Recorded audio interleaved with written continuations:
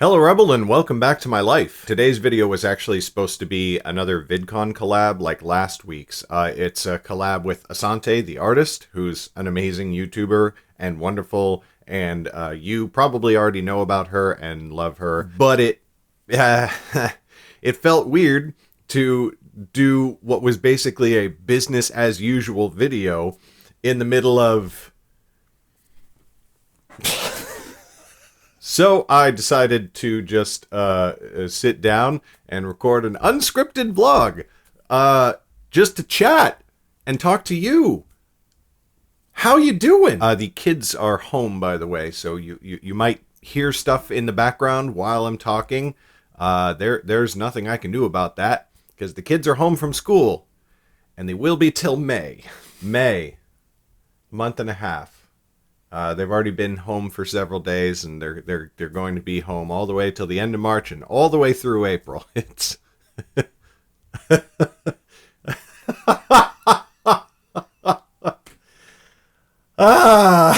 so I'm right now in a pretty continual process of restructuring my entire life. Everything is different than it was just last week. Everything has changed quite a bit different than it was 2 weeks ago. I don't even remember what the world was like a month ago. The biggest restructuring has been trying to adjust my own expectations for myself and my plans. Like what I was expecting from myself and what I'm allowing myself to be okay with in terms of goals and what I want to achieve. So like as an example, and the biggest and most prominent example for me personally, audiobooks are just out. I can't do them. I can't work on them. I need an empty house. I have my sound booth, right over there, but it's a good sound booth if the house is empty. It knocks out all external sounds. It creates a nice, good dead space. But if there's people in the house running around, talking or whatever, that sound comes through the walls and the floors, and the kids are home for the next month and a half. I can't record while they're at school because they're not going to be at school, and I can't send them to someone else to look after or take care of because you can't do that. And in terms of reasons not to be able to achieve the goals that you set for yourself, a global pandemic is pretty good, but it's my mind and brain is very wired in a no excuses kind of way, which is good and helpful for me in normal life. Because if I allow myself excuses, I will invent excuses when they don't actually exist. So that's a good, helpful mindset for me to have generally. But when an actual excuse comes up, that runs right into my brain. And it's not great. To be honest, this week has been pretty chill. I've been working on some stuff, some various administrative things. And when I need to take breaks or when I'm not working on that, I've been in my garage doing crafting stuff, making D&D terrain or painting miniatures. And that's been really good, really fun, a nice way to... The time goes very fast when I'm doing that, so it makes the days a lot more bearable. In fact, next week's video, I'm going to show you some of the stuff that I've been working on. Is it next week's video or the week after? Pretty soon you're going to see a video specifically about that. I think it's a really great video. I think you're going to like it a lot. But I have decided in the last 48 hours or so that I'm going to switch things up a little bit. And I'm going to try to get back into streaming and writing. Because if I can't work on audiobooks, I can still work on writing. And so I can stream what I'm doing, what I'm working on. Today, as I'm filming this, yesterday, as you'll be seeing this, I'm going to actually be streaming, drawing a map for the next Underrealm book, A Cloak of Red, because I can't finish the audiobook for that book, but I can finish the map, and then I can finish all of the the everything. I can publish the ebook and the paperback and the hardcover and all that stuff. Side note on that I'm going to be talking to my email list about in more detail tomorrow. Unfortunately, if you pre-ordered a paperback or hardcover copy of A Cloak of Red, you're probably not going to get it in time. It's probably not going to ship on release date because printing companies have announced long delays if they haven't shut down completely. So getting print books is not really a thing that's going to be happening, which is it's like it's frustrating because I know that is for the protection of like the factories and the workers. It's just that like the books don't carry the virus with them. It doesn't stay on non-living material for more than like an hour or two. So it's like if you order a book from Amazon right now, even if a COVID-19 riddled person packages up your book and ships it to you, by the time it gets to you, there's no danger. But that doesn't do anything to protect the people who are working together in the factory environment or the shipping environment. So that's why the shutdowns and everything like that. So it's like that, oh, isn't there some way? No? Okay, again, this is not normal. That's been the biggest mental shift for me. I very much live a life and try to always have the viewpoint and find it helpful to have the viewpoint that no matter what's going on, I can power through it. And in a way, I still can. I just have to power through in a very different way than I was originally planning to. I am going to keep writing. I'm going to be writing the next book, and I'm going to try to devote a lot of time and attention to that. At the same time, my writing streams are not going to be as productive as they normally are because, again, house full of kids.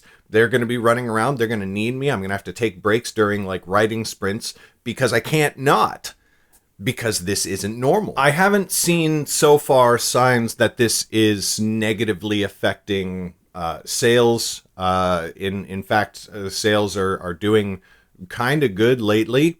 I guess a lot of people are home and they're maybe finally reading books that they've been meaning to get to for a while. It's a weird thing in the author community, in the indie author community specifically, where we can see our numbers really well and almost in real time. A lot of people suddenly being home with a lot of extra time is actually kind of good for us, but that feels bad because it's so bad for the world. But what are you gonna do? It's not our fault.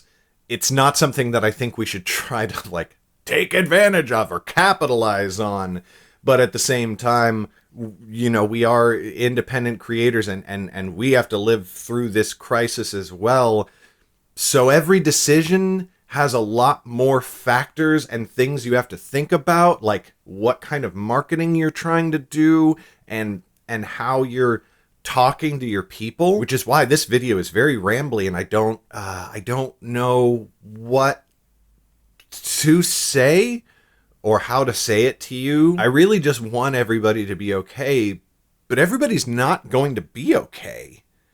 And that's just a fact. I'm not even just talking about deaths from the virus. We are going to have people struggling to pay rent, pay their bills. Governments aren't necessarily responding to it as aggressively as maybe I think they should, particularly the U.S. government. Big surprise. Oh, I started kind of rambling and freaking out a little bit there, so I just decided to kind of cut that off and probably edited out some stuff from the video that I didn't think needed to be there. One thing that is making me hopeful is seeing the way people are responding to help each other.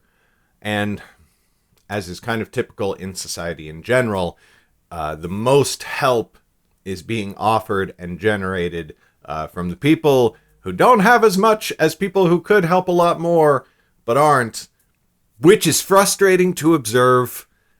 But again, not really something I can do too much about. I don't know the solution for that, but I'm still heartened to see the amount of help that is being given by the amount of people who are giving it. Borf, borf. Chewie's barking. It's staying in the video. For example, Megan's company is taking really good care of everyone. They are still working. Anybody who was already sort of an optional work from home person is just work from home.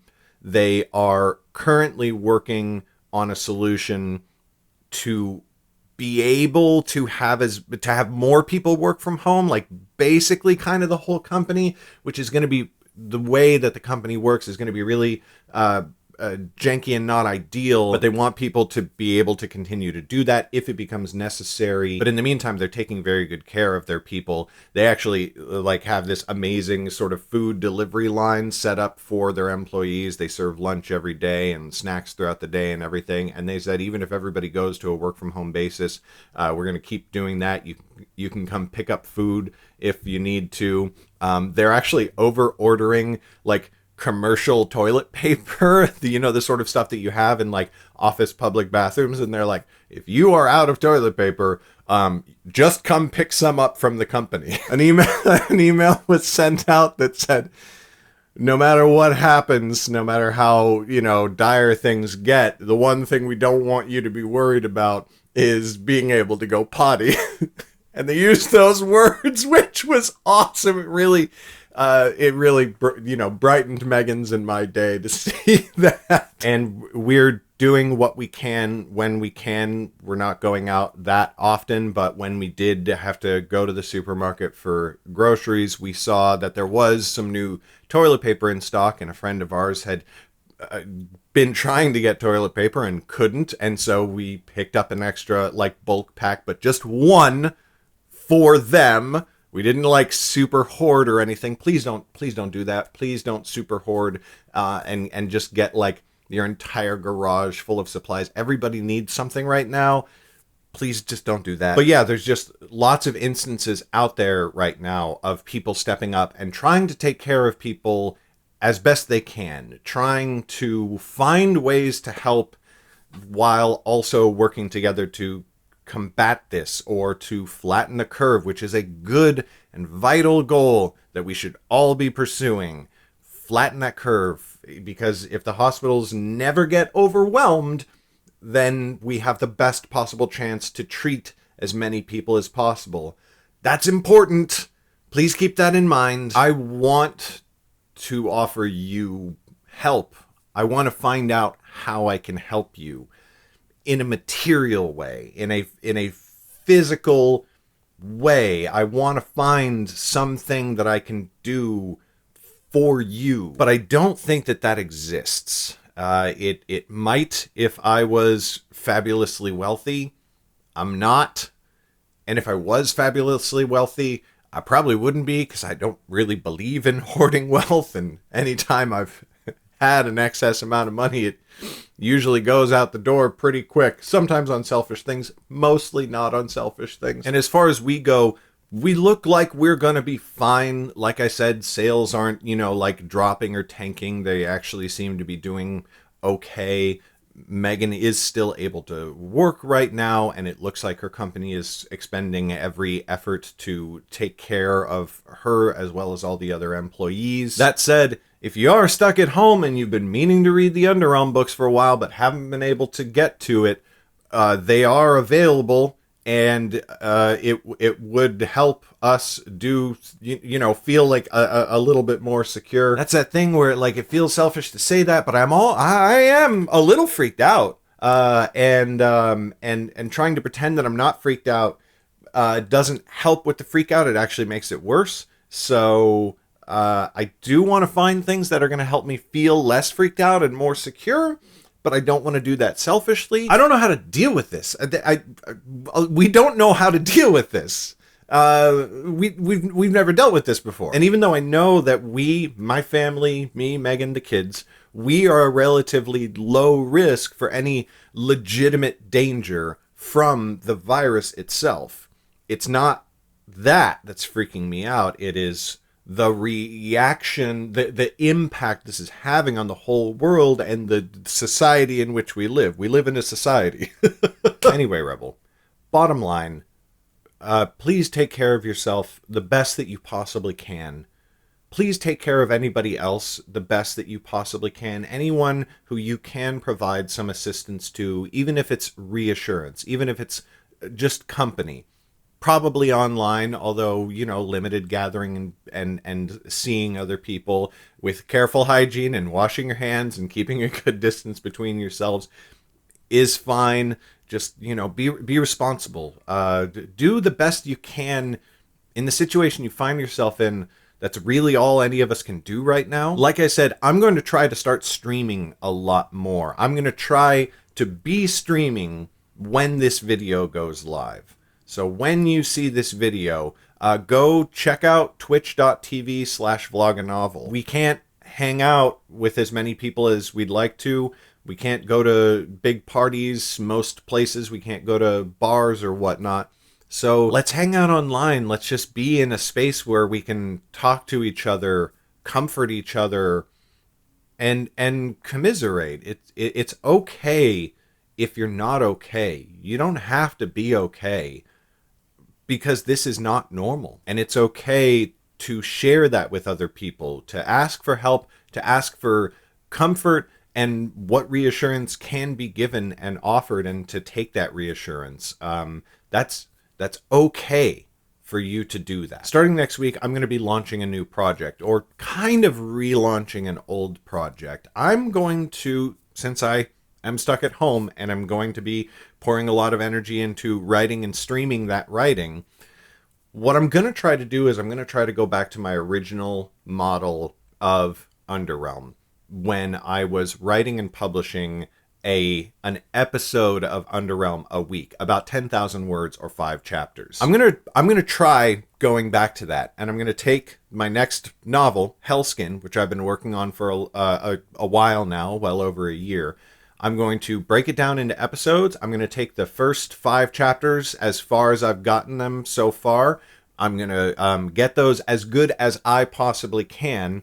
And then I'm going to start releasing it on my Patreon. And I'm going to try to do that every week. I might miss some weeks. And I might not, it's definitely not going to be up to my normal published quality. That's why it's only going to my Patreon. It's like, follow along with this story as I'm telling it. So if you want to hang out with me during that creation process and just like be with me and other cool nerdy people, and probably a lot of people from the Discord server online while I'm doing it, like I said, twitch.tv/vloganovel. It'd be great to see you.